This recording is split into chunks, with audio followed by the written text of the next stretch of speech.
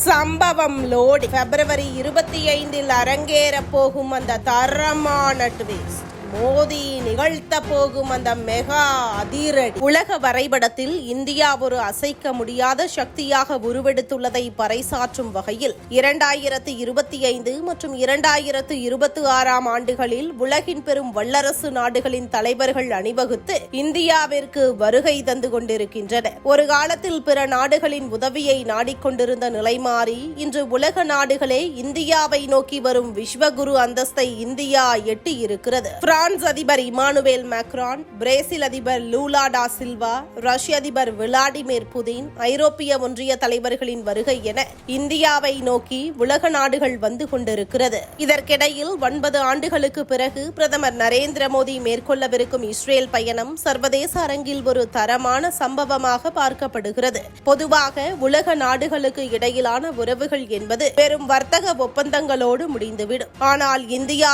Israel இடையிலான பிணைப்பு என்பது காலத்தால் அழியாத ஒரு வியூக கூட்டணியாக மாறியுள்ளது. 2017 ஆண்டு முதன்முறையாக இஸ்ரேல் மண்ணில் கால் பதித்த இந்திய பிரதமர் என்ற வரலாறு படைத்த மோடி இப்போது மீண்டும் அங்கு செல்வது வெறும் நட்பு ரீதியிலான சந்திப்பு மட்டுமல்ல, அது ஆசிய மற்றும் மத்திய கிழக்கு பிராந்தியத்தின் அதிகார பகிர்வை மறுவரையறை செய்யும் ஒரு நகர்வாகும். வரும் பிப்ரவரி 25 மற்றும் 26 ஆகிய தேதிகளில் நடைபெறவுள்ள இந்த 2 நாள் அரசுமுறை பயணம் இந்திய வெளியுறவுத்துறையின் அதிரடி லிஸ்டிலேயே இல்லாத ஒரு திருப்பமாக உலக நாடுகளால் உற்று நோக்கப்படுகிறது. இஸ்ரேல் நாடாளுமன்றமான நெட்செட்டில் பிரதமர் மோடி உரையாற்றவிருப்பது அவருக்கு அளிக்கப்படும் மிக உயரிய கௌரவமாகும். 140 கோடி மக்களின் பிரதிநிதியாக உலகின் மிகச்சிறந்த செல்வாக்கு மிக்க தலைவராக மோடியை வர்ணிக்கும் இஸ்ரேல் பிரதமர் பெஞ்சமின் நேதன்யாகு இந்த உறவை ஒரு புதிய சகாப்தத்தின் தொடக்கமாகவே கருதுகிறார். இந்தியாவுக்கும் இஸ்ரேலுக்கும் இடையிலான உறவு என்பது வெறும் கைகுலுக்களுக்கு அப்பாற்பட்டது.